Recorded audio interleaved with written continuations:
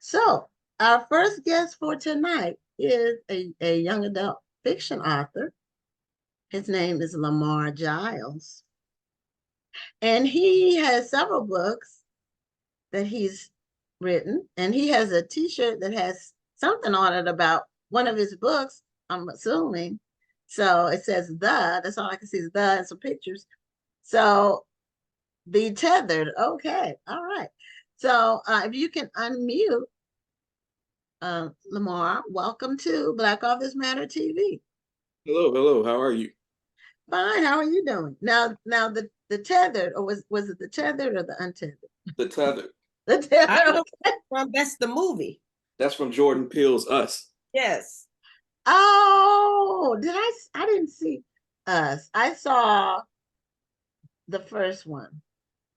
Get out. Yeah, Yeah.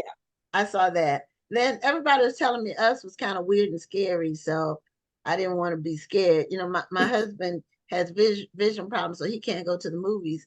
And so I didn't want to go to the movies and be scared, and I just haven't watched. I didn't have, I wouldn't have anybody to hold on to in the scary scenes. I understand. I So understand.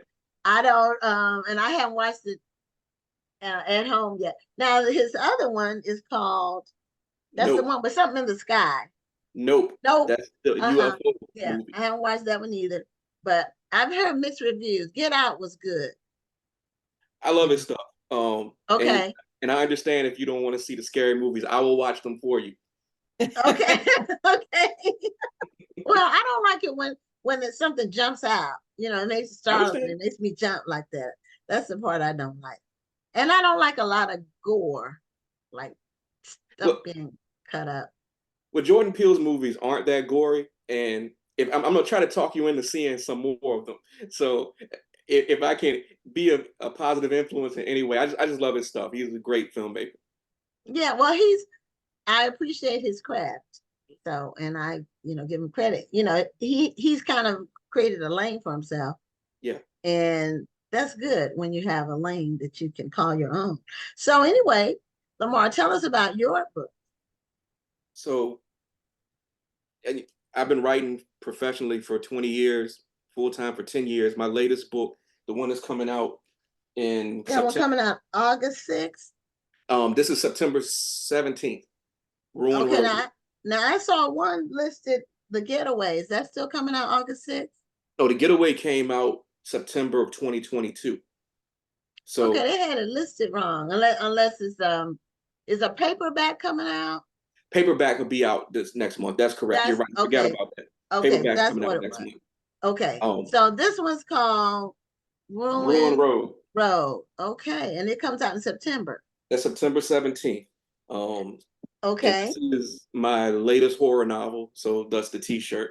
Oh, okay. So Yeah. so you do horror for teens? I do horror, I do mystery, I do fantasy. I really do all kinds of genres. I jumped around. I write comic books, contemporary. I'm trying to be around to do it all. But your books are they're for everyone, or do you specifically write these different genres for young people? They're targeted. Some stuff's targeted towards teens. Some of it's targeted for younger kids, depending on which books you pick up. Oh, So they're the primary audience, but particularly the younger books can be read by families. awesome. Okay. So And what? oh, go ahead. Go Oh, go ahead. ahead, Rhonda. Go ahead. No, I was just going to say your books seem to be hitting the mark. I visited your Amazon page, and you have quite a few reviews there. Oh yeah, people seem to be pleased. I've been around. I've been able to do this. Support my family through writing, which is the dream. Mhm. I try not to take it for granted, and people seem pleased with the work. I often go to schools, talk to kids who've been reading the books. I'm at conferences speaking to librarians and educators, and I'm grateful for all of them. I wouldn't be here without them. That's Mhm. awesome. Now, when did you get started with writing? Well, I got started as a kid, like probably 8 years old, just Nice. for fun. I was a big reader. My mom made sure we always had books in the house. I had a writing contest when I was in fourth grade. Our whole grade participated in it. I won the contest, and it was the first time I was the best at anything, and just sort of stuck Yeah. with it from there. So you Um, say you found your niche and you're sticking with it. well, I didn't know it would be a job. I didn't know people could make money writing. I just really liked it and did it all through my teens. And then when I was in my early 20s, I sort of figured out that if I got good enough at it, I maybe could make a little money. I didn't think it would be a job. It's like side hustle money. And so I worked on that for a long time until I eventually sold my first novel. Yeah. Wonderful. A lot of writers are making side hustle money even after many, many years. That's true. So It's it's true. good that you're able to do it full time. Yeah, like I said, it's been a blessing. I can't lie. I mean, things have been going well, and I just try to like not take it for granted. Get up every day and keep doing the stuff I've been doing to get here. Amen.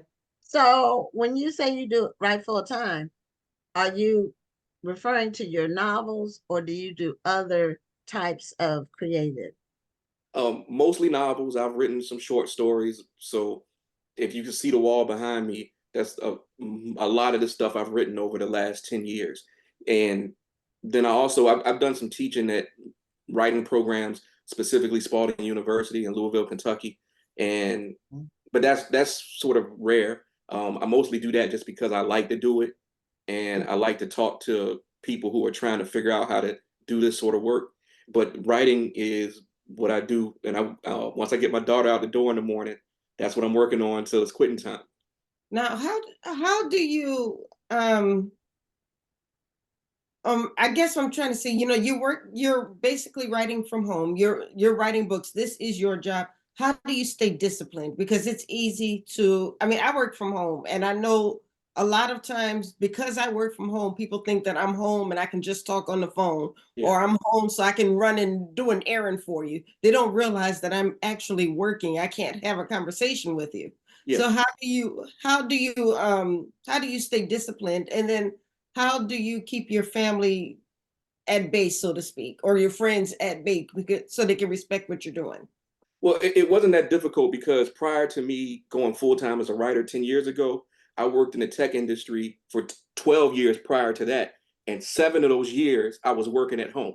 So I Mm, already had a pretty established routine that's with good. parameters, and everyone understood that while they may go to the office, when I go to my home office, I'm still at work. So it wasn't a huge transition. If anything, it became easier for me because when I was working my tech job, that meant I had to write in the morning before work. So I was getting up at 5 and writing Mhm. at 7 and then doing the job. And now all I've done is not get up at 5 to write. I get up at 5 to maybe work out, make sure my wife and daughter have breakfast, and then I start my work day, which is writing now. Yeah, I'll tell you, those days, because I'm going through that now. We're having to wake up early to get some writing done or editing done before I log in. And then after I log out, I have to get right back on the computer and do some more writing and editing. It's long days, I but know it you're well. doing what you love. I know It's it not well. as bad. Yeah, you have to Solidarity. do Keep what's it up, you know? necessary until, something manifests. And depending on what it is, it may take long. A lot of times things take longer than we want them to. But people who are entrepreneurial are optimists. So they always will see the positive side. And as long as you have a goal and you have some structure, then it's all good. The independence of it is what makes it great. Absolutely. Mhm. So now you said something about comic books. Are you doing comic books too? Well, I wrote a graphic novel for DC Comics that came out last fall called Static Up All Night. So it was the character Static, who had a TV show called Static Shock for several years back in the early 2000s. It's a black superhero created by a group of black creators in 1993 called the Milestone Initiative. And so I got to write a long graphic novel about that character a couple years back, and it came out last November. Oh, that's fun. Okay. Yeah, Yeah, it I was saw great. I saw that. Yeah. The static up all night. So, um, when you do the graphic novels and the comic books, are is this something that you do independently? Like even for your novels that you do now, are you independent? Are you indie author, or are you with the major publisher? Now, I'm traditionally published, and I have been for the last decade. I did some indie publishing prior to selling my first young adult novel, and so I have some familiarity with that world, though I'm many years detached because I've been doing traditional stuff mostly. But yeah, I published with some of the publishers I published with HarperCollins, Scholastic, Penguin Random House, Houghton Mifflin. So I guess you would classify it as more traditional than indie. And the graphic novel was with DC Comics. Okay, so you're with multiple publishers. Oh yeah, I've worked with many. Almost all, like I don't even know if it's Big Five anymore. There's been so much consolidation between the Yeah, major publishers, right, but I've right. worked with most of them at this point. Yeah, that sounds now, is there any kind of conflict? Do they don't require you to only work with one? Like when you sign a contract, are you limited? Is it exclusive? No or No, no? so I learned a lesson from a friend and mentor many years ago, Brandon Massey, who you may know. Oh, Um, well, yeah, I know Brandon really good. yeah, In Brandon, I love fact, he's Brandon. gonna be on the show soon. He's been on the show either three times. I think this might be his fourth time coming up. It'll be in August. So, oh no, I've known him since he got started. Yeah, he gave me my first major publishing credit in the Dark Dreams anthology back in 2004. I was Okay, 24 years old when that published. And okay, he told me something many years ago about your publishing contracts, which is it's a thing called the option clause. And essentially, you just want to make sure that clause doesn't make it so you can only publish with the one publisher. And so the way my option clauses have always been set up, I have a really good agent who's on top of that stuff. I'm not limited to a publisher. The only limitation I have is say I publish a thriller with a publisher. They may say they have the first right to refuse my next thriller, but that leaves every other genre open. So I can go with someone else and write a fantasy. I can go somewhere else okay, with a horror novel. And that's typically how my contracts are written. So I'm not stuck with a single publisher. So it's kind of a non-compete, as long as you're not having your multiple publishers competing with each other over the same genre. Right, right. okay. Well, it's good to have mentors and people who either made the mistakes already so they can advise you not to, or they know somebody who made the mistakes already. Because a lot of people do kind of get locked into not being able to shop their stuff around to different publishers. And I don't know if it's more common in young adult fiction that you can move around, or is it just something that you were able to do because you know what is required in the contract? Well, I think I stumbled into it more so than anything. I don't know that a lot of people that write for my age group do it. It's just my first two novels with the publisher where the situation wasn't that great. Like I didn't feel like my career was going the way I wanted to. And my Mhm. agent suggested that I could do other work for other publishers if I wanted to see what was out there. I mean, so had the first two books been a situation that I felt was more positive, I might not have tried writing for other publishers. I would have been comfortable.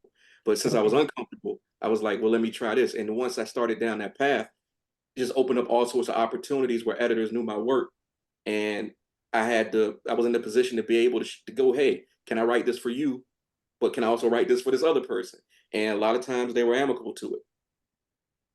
Okay. But I think that's the what I'm seeing in that is that you're honest and you keep the communication lines open with your publishers. Mm-hmm. You're not being sneaky about it, so to speak. You're not being diva-ish, so to speak. You're actually having a conversation. Yeah. And I think that most people appreciate that.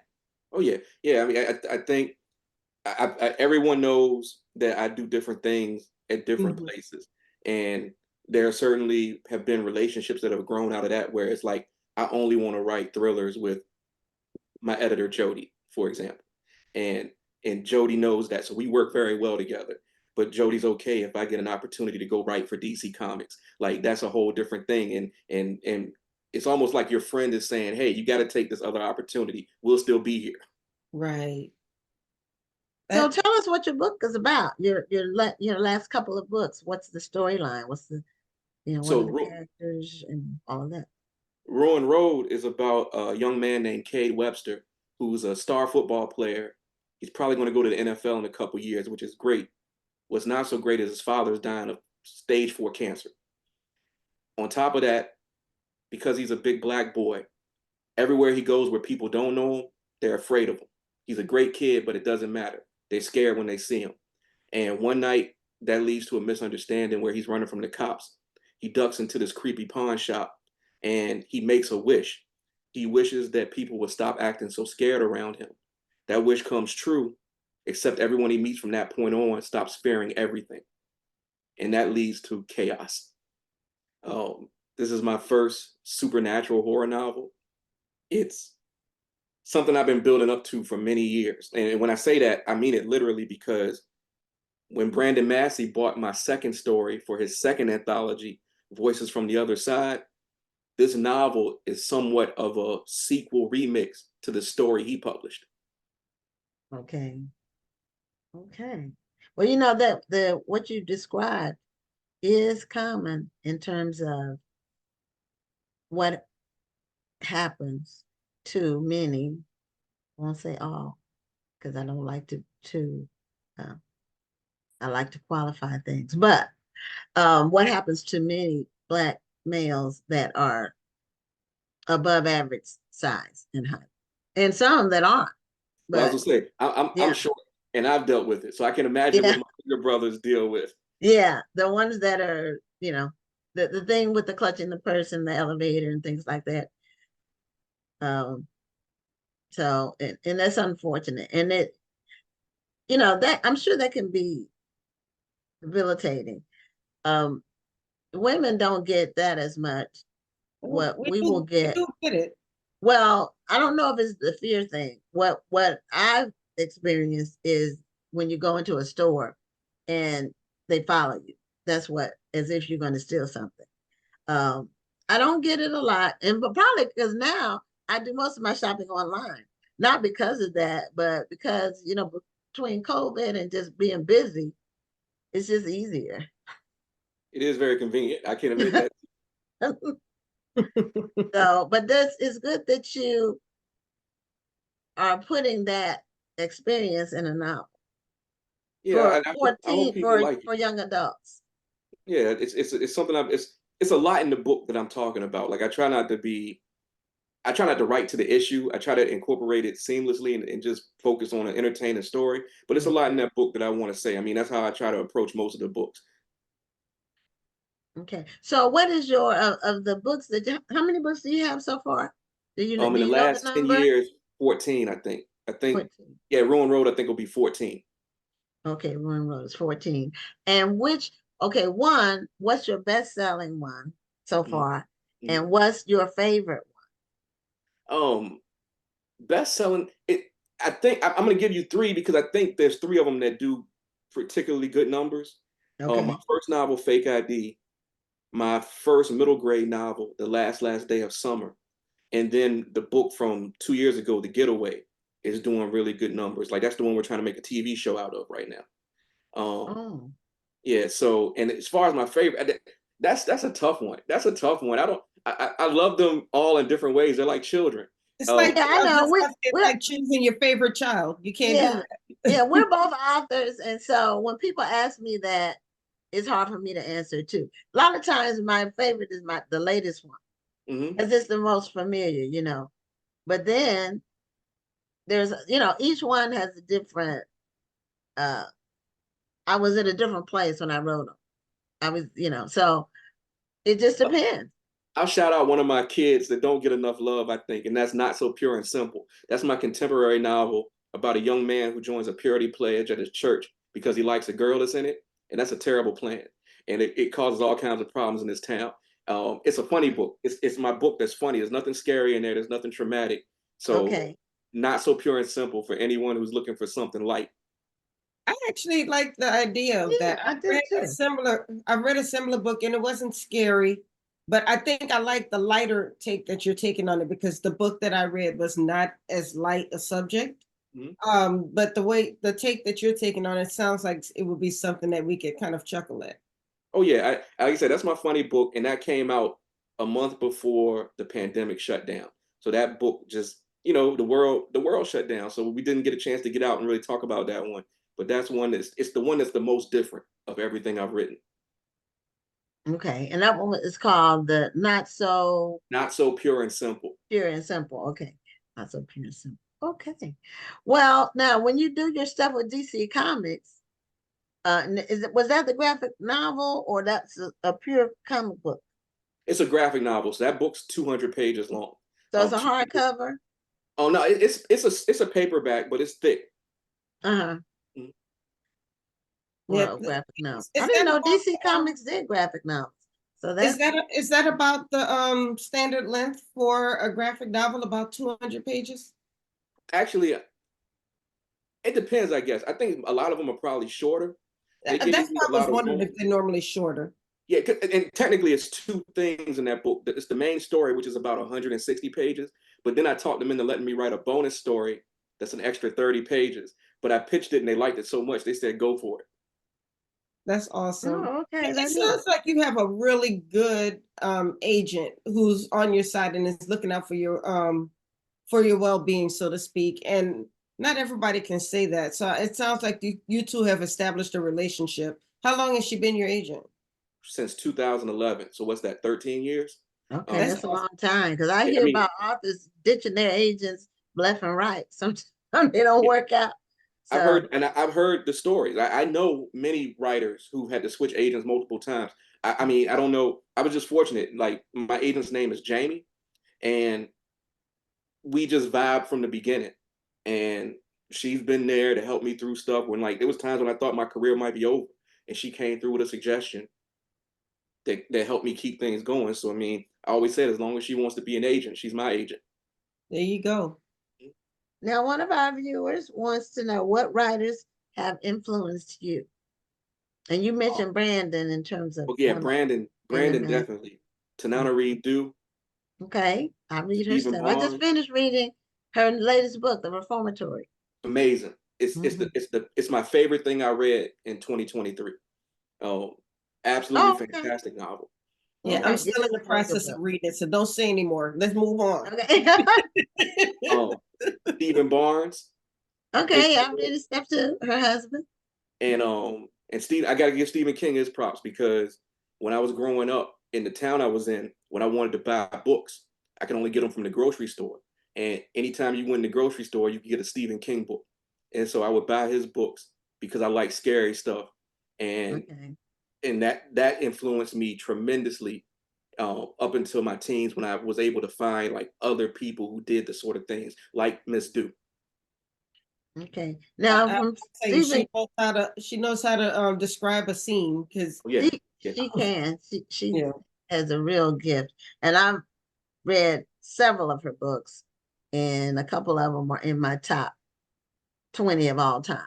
I agree. Same here. I still have my original copy of My Soul to Keep on my bookshelf back there. That's it. That's it. And The Living Blood, the The Living sequel. Blood. Those Oh, two. that whole series is fantastic. Yeah. And I hope one day it makes it to a screen, small or big. Yes, it would be great. Because I don't think, well, the between, no, I'm thinking of the book. I'm thinking of Kindred. Mhm. I'm thinking of Kindred by Octavia Butler. They Yeah, made that yeah. into That Hulu series. The Hulu series. And I Yeah. did watch that. I don't know if they're gonna continue it. They just had one season. Yeah, I heard they canceled it. I don't know if that's accurate. Okay, I hadn't Yeah. heard. But I thought they did a pretty good job with the depiction. It's one, and to me, it's one of those things, like particularly trying to go through that process myself, where I recognize that the book has to shift and change to go to another medium, whether that's TV or film. And it's just like, in that situation, I like the book much better, but I can understand some of the choices they made. Hmm. Well, it's rare that the book's not better. I Yeah, mean, I agree. I I agree. can't. I don't know. I can't think of any movie that was better than the book, unless. And I generally prefer to read the book first Mhm. because if I see the movie, it'll ruin the book because I Yeah, know too much about the plot.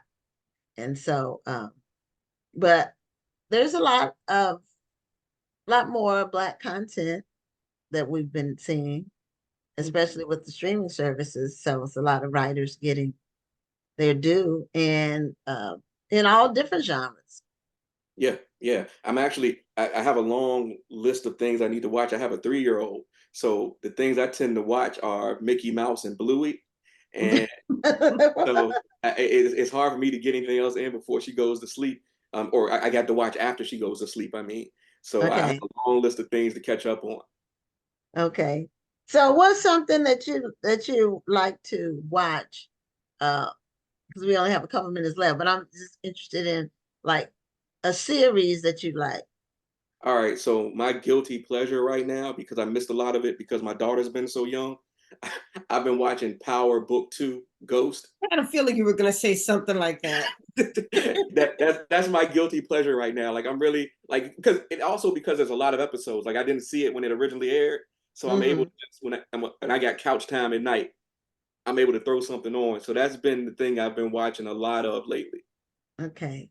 Yeah, I watched Power, but Hmm. I didn't watch the sequel, the other spinoffs. I think I've admitted this on the show before, but I've never seen one episode of Power. It's Understood. actually good, but It's not that I don't want to. It's Mhm. not that I don't want to.